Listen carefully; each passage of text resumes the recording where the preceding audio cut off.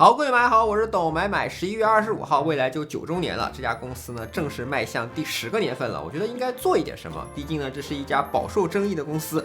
我想记录一些内容，等到30-40年后再回过头来看一看，当年我们也曾经因为这些小事而激烈的讨论过。我整理了9个呢比较热门的话题，既是一个记录，也是一个我个人的理解吧，不代表任何官方的立场，也不存在恰饭什么的。想讨论的话呢，可以去留言；想找喷、想吵架的，嘿嘿，你找对人了。毕竟我不用上班，我有充足的时间来挂人呢。那我们就开始呗。最快今年，最慢明年，这已经成为一个梗了。从2015年开始，每年似乎都被拿出来说，总有不长眼的呢，觉得未来会倒闭，然后一次又一次的被打脸。聊天聊的时候，就是有一个药丸嘛。就是想未来要玩，说最早今年，最晚明年。先看看财报数据吧。那12月4号呢，才有今年第3季度的财报，所以呢，现在只能看2季度的。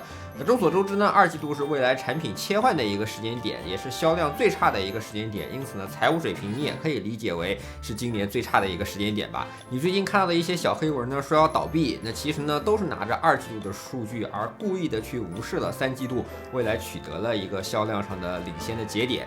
那在甚至一个单月份呢，已经破了2万台的销量记录，这可是均价超过30万的纯电新能源车啊！就2个定语：30万以上以及纯电。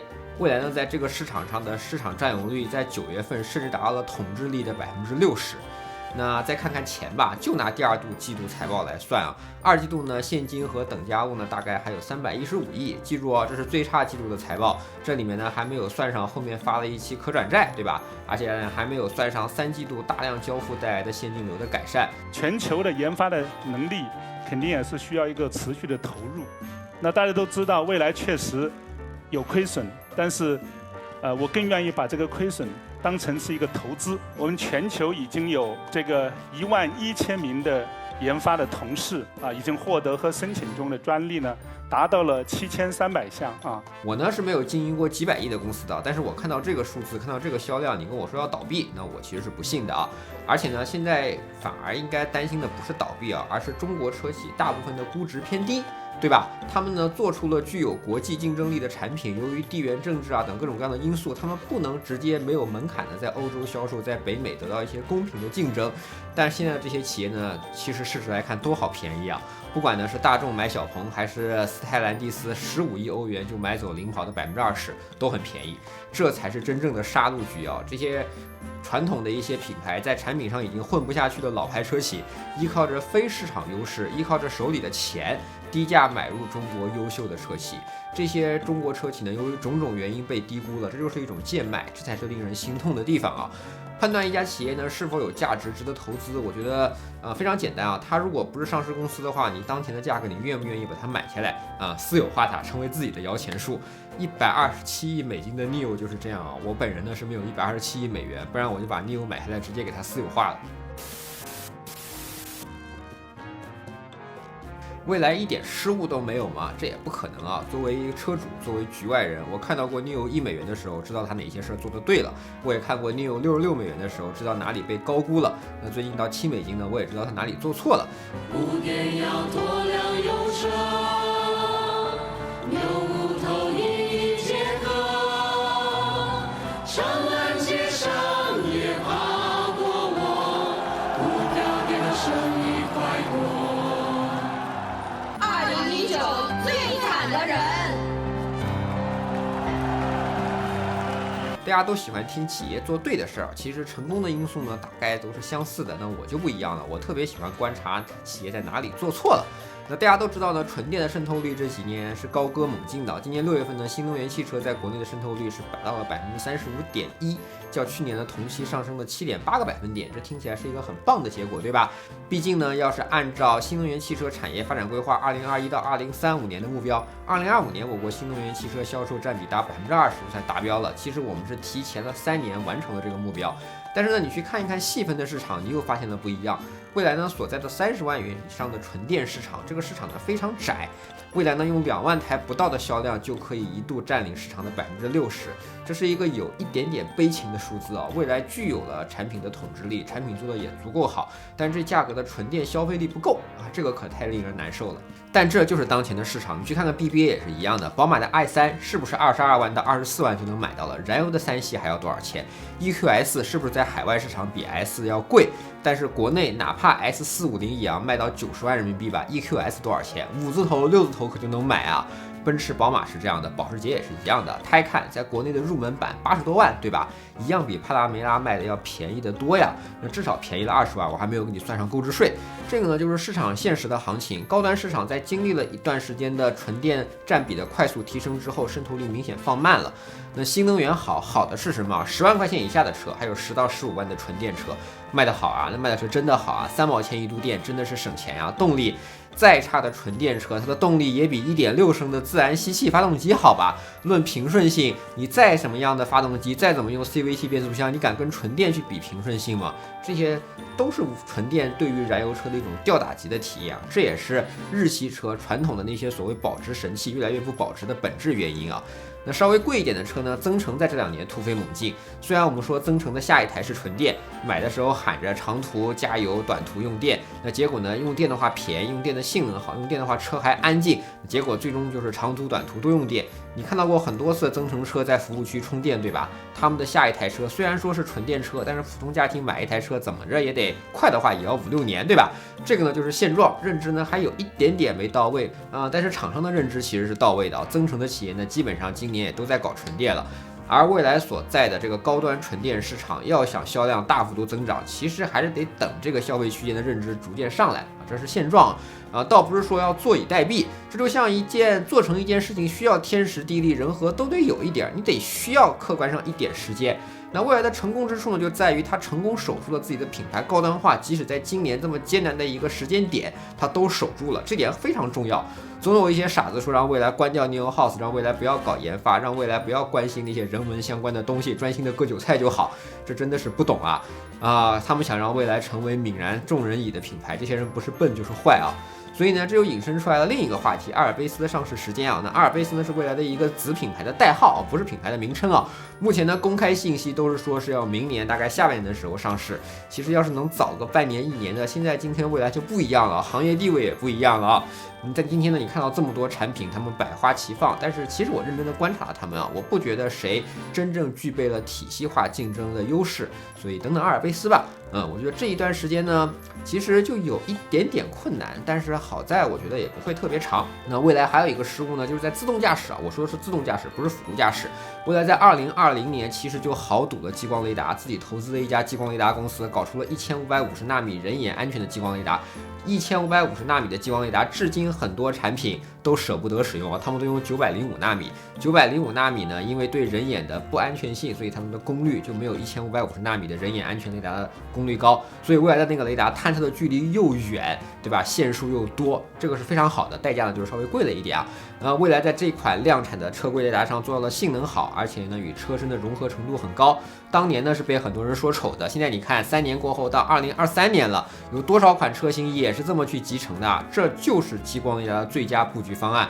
那未来呢，为了自动驾驶，同样准备了4块Orin芯片，别人呢一般就用1块或者用2块，未来用4块，标配没得选。摄像头别人用200万像素，未来用800万像素，就这样一整套东西含税价，我估计都要到人民币5万块钱左右了。没错，ET5这个车型售价才29.8万，这套辅助驾驶的硬件就值5万块。为什么要做这样啊？我觉得未来是因为他们觉得自动驾驶的时间点就在 NT2 这台车的生命周期里，所以未来选择的标配。未来觉得这个事儿对不对？我个人还是认为是对的。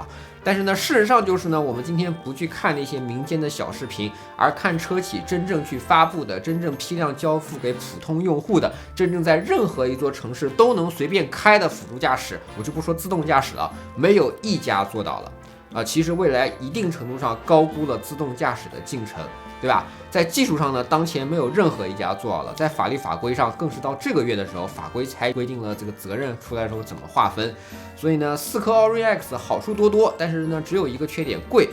贵呢，也造成了现在这样的一个尴尬的时间点。未来在 NOP Plus 上是有一些领先的，比如说在高速上的能力，比如说在高速上的通行效率，尤其是两车道的通行效率，比如说未来那个接管的次数会比别人车要少一些，比如说未来的 NEB 它的能力就是要好一些。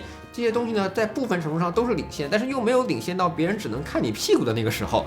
那相反呢，在城市 NOP Plus 上，相比一些品牌已经在部分城市试点开通，未来呢又要慢了几个月，这个呢就很难受了。我理解这些人为什么说要喊要去掉2颗 Orin X 芯片，但是我还是要说，真的不能去，尤其是未来品牌不能去啊。到明年这个时候，你们应该就会去问，为什么未来的车可以上4颗 Orin，而我的车只能有2颗，我能不能自己再额外升级2颗呢？这个呢，就是追求长期优势的企业与短期公司所活出来结果的不同啊。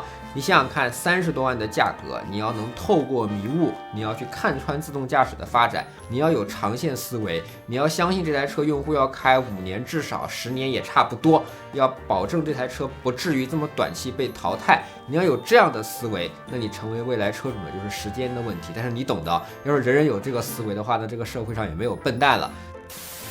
在今天这个时间点上，你可能会说他把车价提高了不太对，但是到明年这个时候，到后年这个时候可能又不一样了。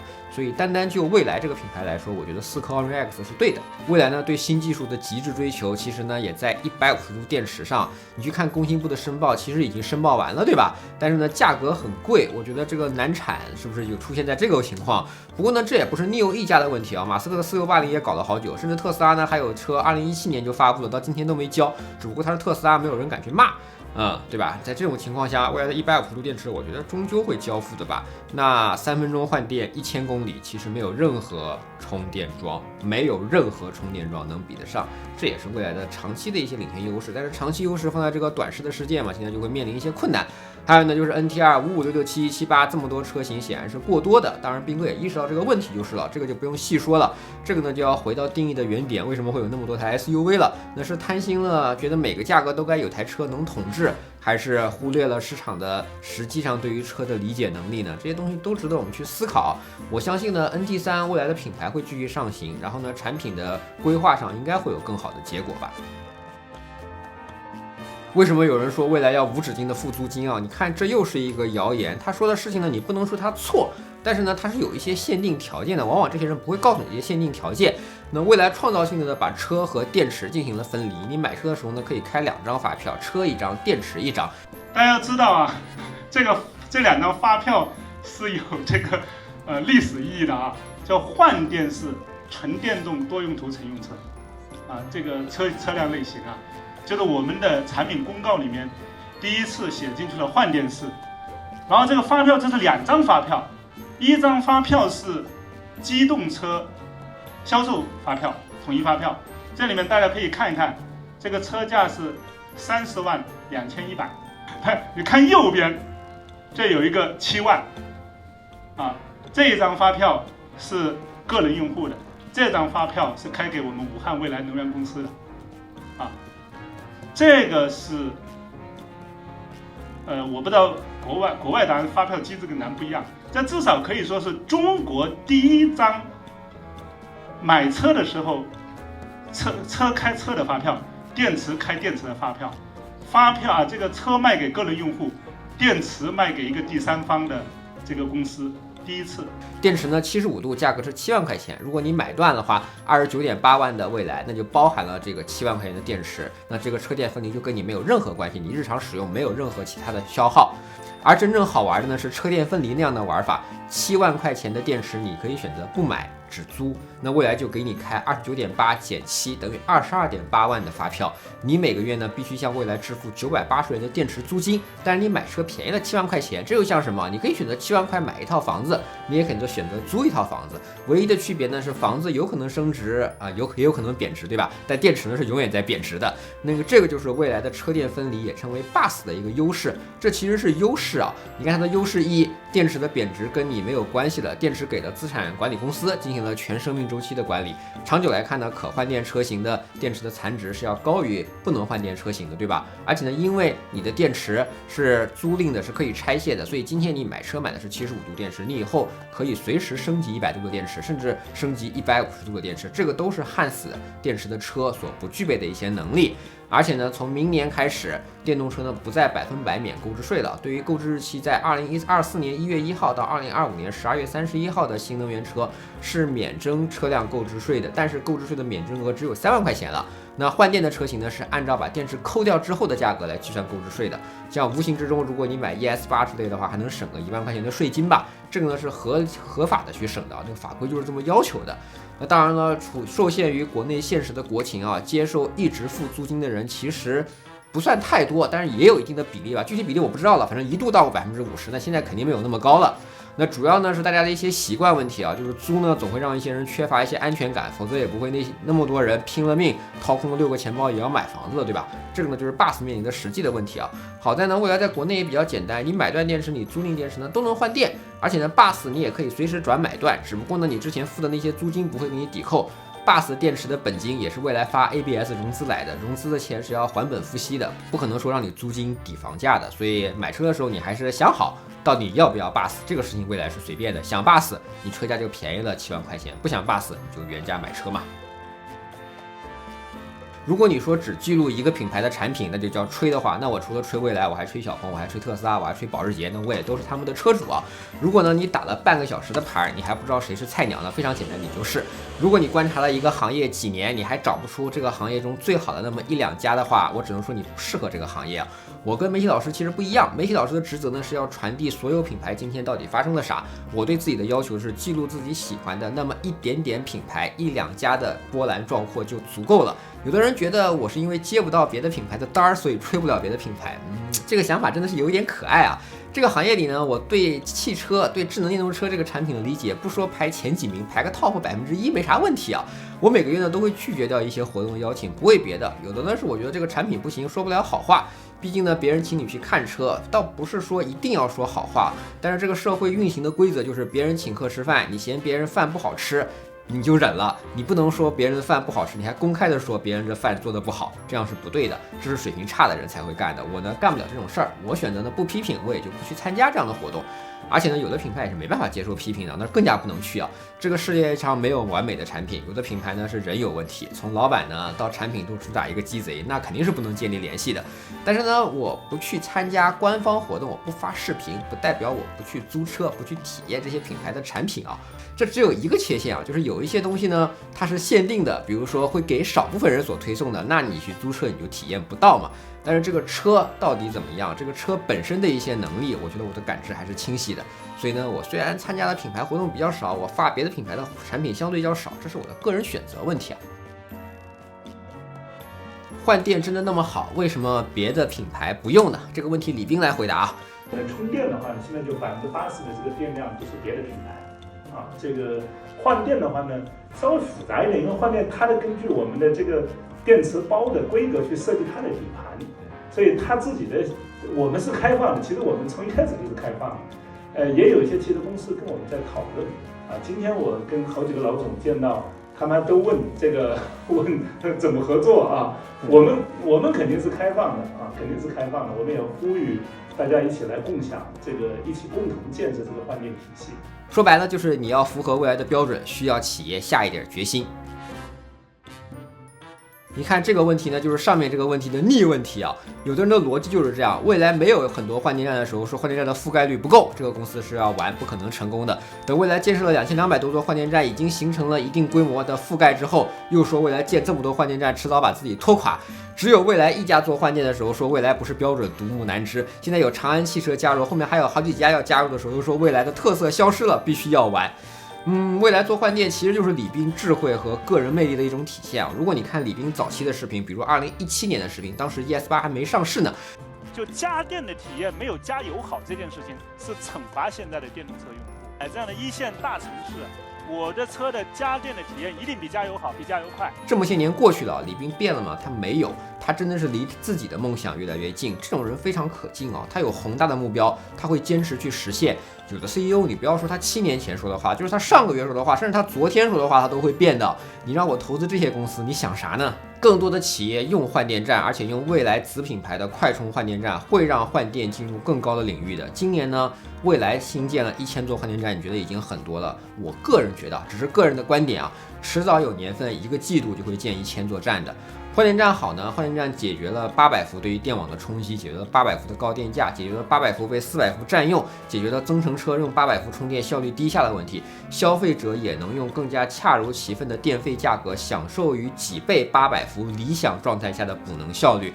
我可以预言一下，换电是主流，800伏呢，甚至说以后的1000伏就是打辅助。CTC 呢将会成为廉价车的选择，可充可换可升级才是电动车的终局。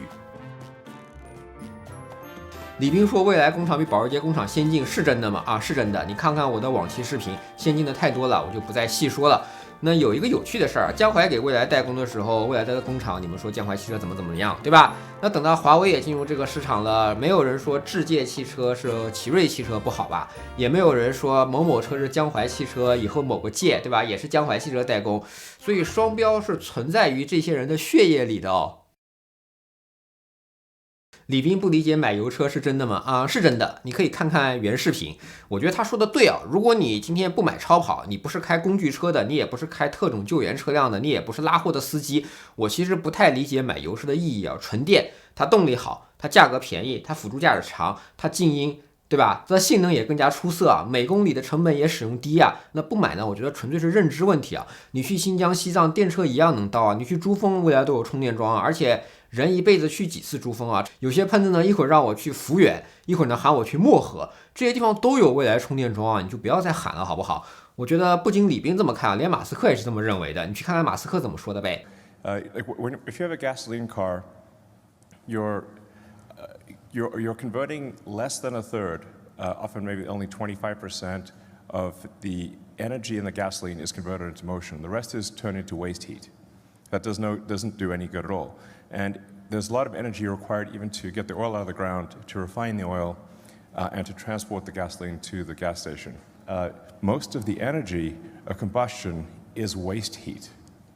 And I mean, I think really all cars will go to fully electric and autonomous. And so riding a non-autonomous gasoline car is going to be analogous to riding a horse and using a flip phone.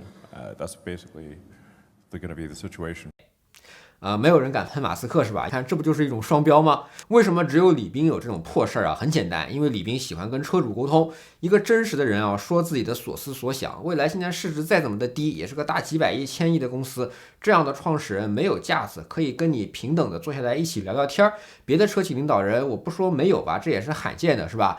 你们真的喜欢那些高高在上的企业领导，你碰都碰不到，所以他们有的这种光环，你不敢黑他。而李斌啊，真诚的跟你去沟通一点什么，没事干就想黑一下。那如果你这样呢，你就逼着李斌不敢说话嘛。那事实上，李斌今天他已经说了，他已经不太愿意出来说话了。对，我现在不敢说话，因为一说话嘛，就经常容易被误解。这2年最后悔的事情就是1T5上市的时候，这个也是车主们聊天啊，都是媒体加车主说。哎呀，我说哎呀，这个1T5嘛，发的也挺好嘛，挺开心嘛。我说哎呀，想不通为什么大家还买油车，这个发的太大了，这个将竞争对手推波助澜。所以现在我经常看评论，一说都是因为一个人不喜欢一辆车，我就说在说话上我越来越保守。那这些责任在谁？责任在李斌吗？不，责任在你。未来的先进技术到底在哪里？这个就是未来传播没做到位的地方了。今年未来搞了个 New In， 你们就记得发了个手机，你忘了李斌说了什么，对吧？其实我也忘了，这个活动太长了，我必须要总结整理一下。那我觉得李斌同学说的比我好，我找到了 New In 的这个视频，对 New In 的官方回放视频都找了一番功夫才找到的啊。那我把它快速的截取一下。底层的像芯片和车载智能硬件、电池系统、电驱和高压系统、车辆工程。整车的全域的操作系统、全景互联、智能驾驶、智能座舱、智慧能源、人工智能和全球数字运营啊，这个排的还是很长啊，正好这个大屏都用上了。这么多方面，未来都在自己布局，真正的遥遥领先，断层式的领先啊，其实就长这个样子。你们喊的这样的企业要倒闭，其实真的是自己的无知哎。蔚来这家企业呢，其实是很独特的企业，从老板到员工都在践行真诚、关爱、远见、行动的价值观。这家在喷子眼中已经倒闭的9年的车企，在这9年里呢，他们取得了一个 Formula E 的世界冠军，取得了一个纽北圈速纪录，一个古德伍德的圈速纪录。从零开始到今天，已经有2200座换电站，2万根充电桩。从喀什到抚远，从漠河到三沙，被喷有服务没技术呢，他却在认真的自研3电、自研激光雷达芯片、自研底盘控制域，就连手机 App 也成为车企们竞相像素级模仿的对象。智能电动汽车产品服务社区处处引领。世界呢不欠未来一个理解，但世界呢会记得你做的事儿。好，这就是本期的买买视频，希望你能喜欢。如果对我视频感兴趣，不要忘记评论、收藏、订阅到买买在头条、B 站、微博以及 YouTube 都有自己的账号。我们下期再见，拜拜。